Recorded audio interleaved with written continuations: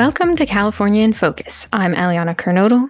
California Governor Gavin Newsom Tuesday signed a new wildfire relief executive order ending an anti-price gouging provision that limited the supply of rentals in higher-end Los Angeles neighborhoods, as well as creating a 60-day reporting extension for required ethics disclosures of behested payments or conflicts of interest for government officials in Los Angeles County. Joining me with more on this story is the Center Square's California reporter, Kenneth Schrupp. Kenneth, this executive order covers a lot of ground. Let's start with the anti-price gouging provision. What changes does it make? Eliana, before we go into that, let's sort of set the groundwork for what this rule was. Under California Penal Code Section 396, you can't raise the rents on a property listing by more than 10% compared to pre-disaster levels if that property has been rented out or listed in the past year. For properties that haven't been rented in the past year, you're limited to 160% of fair market value as determined by HUD. This is a number that the federal government uses to estimate how much it should pay out to pretty much low-income housing that it funds with vouchers. It's not really a realistic estimate of what housing is worth. Even 160% of fair market value is substantially lower than what pre-fire rents were, which is why Newsom's new order does sort of amend this, because as of now, people have been very afraid to rent homes out for lease because they don't know if they're going to get prosecuted. Attorney General Rob Bonta announced prosecution against a realtor who just listed a home for rent a few $1,000s higher than it was before, but it just exceeded that 10% limit. I don't think anyone wants to go to jail for listing a house. There also was a provision that had exempted properties that were leased for more than 1 year. So that was one way that a lot of properties can get to market. So people who were able to sign leases before then, they got their homes. But these new updated provisions, which exclude certain high-end zip codes from the provisions, well, some high-end zip codes are still under the price protections rule, means that you're going to have a lot of families looking for very few homes in very few zip codes where you can legally price these however you want. So, one house a few blocks down, pretty much not allowed to rent it till the order ends on March 8th. Then a few blocks away in just a different zip code, similar kind of house, also in the millions of dollar range, is going to be getting rents 3 times higher than they would have before the fire. When we put out our initial story, we saw that there was this one zip code, 90402, right next to the Palisades, the cheapest 3-bedroom house, which was a very small house, under 2,000 square feet, no land on that lot. That was going for about $2.9 million. You're not allowed that, for some reason, that neighborhood where the cheapest 3-bedroom house is $2.9 million, that is a price restricted neighborhood.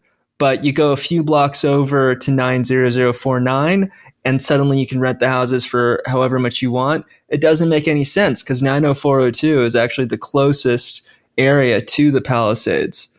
This result of having the bids for rents at the high end of the market go up even higher has been for cascading rent increases all the way down to even working class neighborhoods, because as people are displaced at the highest end and have to push prices up for very, very expensive rents, people at the next income brackets have to look for the thing that's closest and next most affordable. But that worked its way down the whole system. So this is ending up hurting working families the hardest by creating certain weird pricing loopholes for the highest end that drive those costs even higher.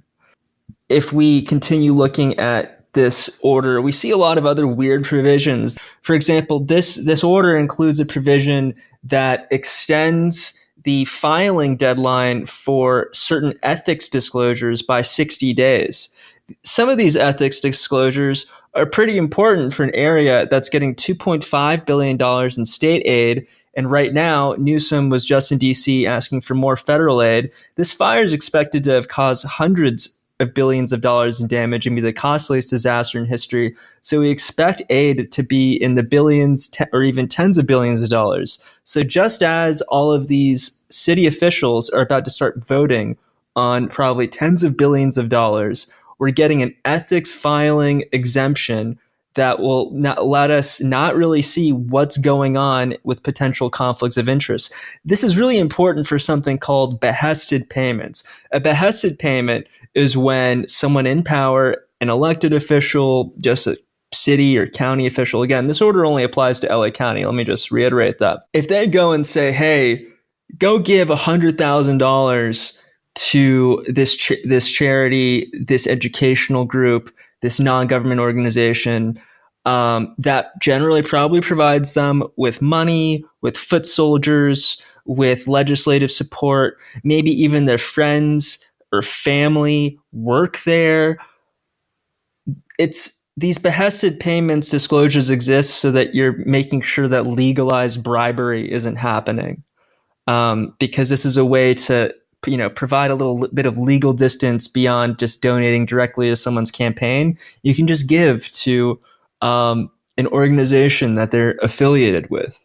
So seeing the 60-day disclosure shift for behested payments is a big concern as big money is pouring in. Second, these disclosure extensions for incoming and outgoing officials of their financial statements and conflicts of interest. I totally understand if someone has lost their house and there's a lot going on with them. Like, some people might need time to rebuild and do that, and filling out some disclosure forms is not top of mind. Okay. But for the vast majority of LA officials, so this is just providing an opportunity to provide cover for what could be some very nefarious activities, and we won't even know what people's interests are until well after the dust has settled.